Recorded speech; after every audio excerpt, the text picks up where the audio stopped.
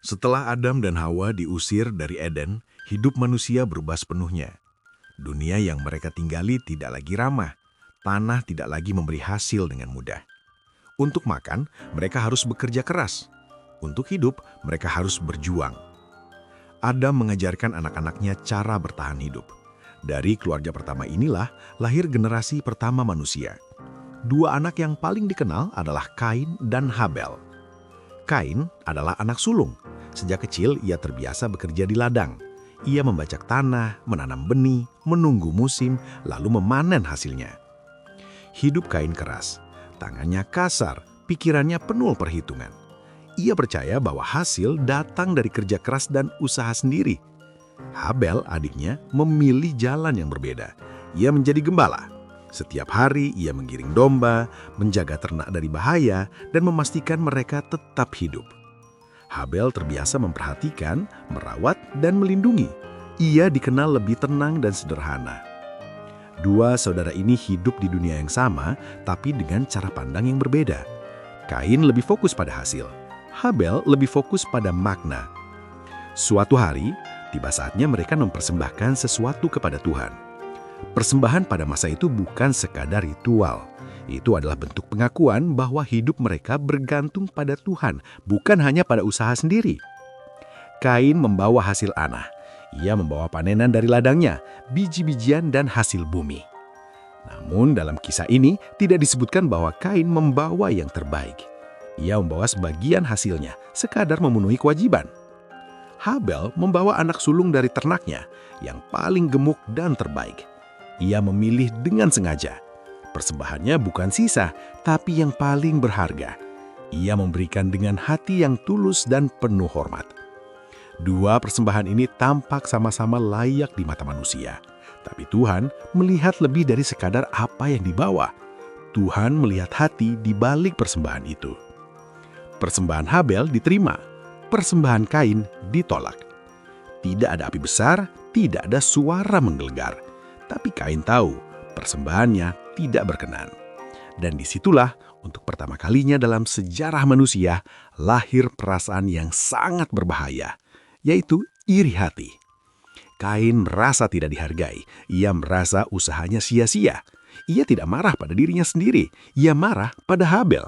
Dan dari rasa itulah dosa pertama mulai tumbuh di dalam hati manusia. Penolakan persembahan itu tidak terjadi di depan banyak orang. Tapi bagi Kain, rasanya seperti dipermalukan. Ia melihat persembahan Habel diterima, sementara miliknya tidak. Wajahnya muram, hatinya panas. Kain tidak mempertanyakan kualitas persembahannya. Ia tidak bertanya apa yang salah. Yang muncul justru perasaan tidak adil. Dalam pikirannya, ia sudah bekerja keras, ia merasa layak diterima. Sementara Habel tidak berkata apa-apa. Ia tidak menyombongkan diri. Ia tetap menjadi Habel yang sama, tenang dan sederhana. Tapi justru sikap itulah yang makin menyulut kemarahan Kain. Melihat hati Kain yang dipenuhi amarah, Tuhan berbicara kepadanya.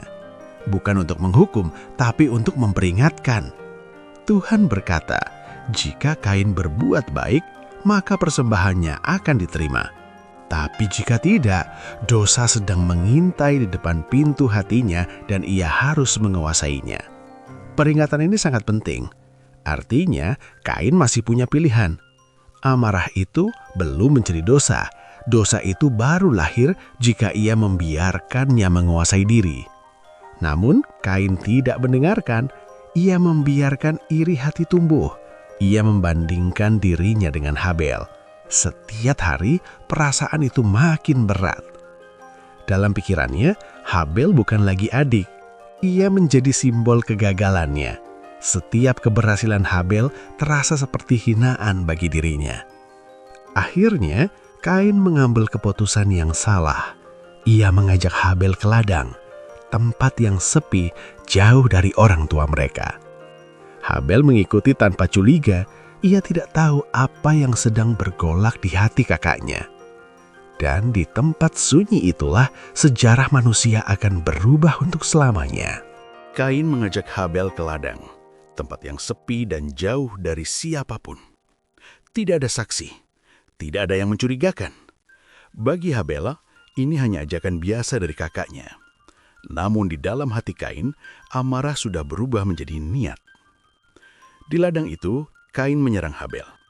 Tidak ada catatan pasti dan panjang tentang bagaimana caranya. Yang jelas, Habel mati di tangan kakaknya sendiri. Untuk pertama kalinya dalam sejarah, manusia membunuh manusia. Tidak ada suara kemenangan, tidak ada kelegaan. Yang ada hanya keheningan dan darah di tanah. Setelah kejadian itu, Tuhan datang dan bertanya kepada Kain, "Di mana Habel, adikmu?" Kain menjawab dengan dingin, "Aku tidak tahu. Apakah aku penjaga adikku?" Jawaban itu bukan sekedar kebohongan. Itu adalah penolakan tanggung jawab. Sejak saat itu, manusia bukan hanya berdosa, tapi juga berani menyangkal. Tuhan menjawab bahwa darah Habel berseru dari tanah. Kebenaran tidak bisa disembunyikan. Kain tidak bisa lari dari perbuatannya. Sebagai hukuman, Kain dikutuk. Tanah yang selama ini ia kerjakan tidak lagi memberi hasil.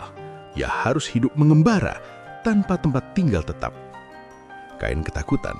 Ia sadar bahwa siapapun bisa membunuhnya. Namun Tuhan memberi tanda pada Kain, bukan untuk melindungi dosanya, tapi untuk menegaskan bahwa pembalasan bukan urusan manusia.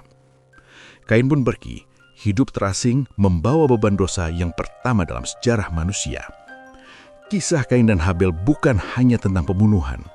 Ini adalah kisah tentang pilihan, tentang bagaimana iri hati yang dibiarkan tumbuh bisa berubah menjadi kehancuran. Dan sejak saat itu, manusia belajar satu pelajaran pahit, bahwa dosa tidak selalu datang dari luar. Seringkali ia lahir dari hati sendiri.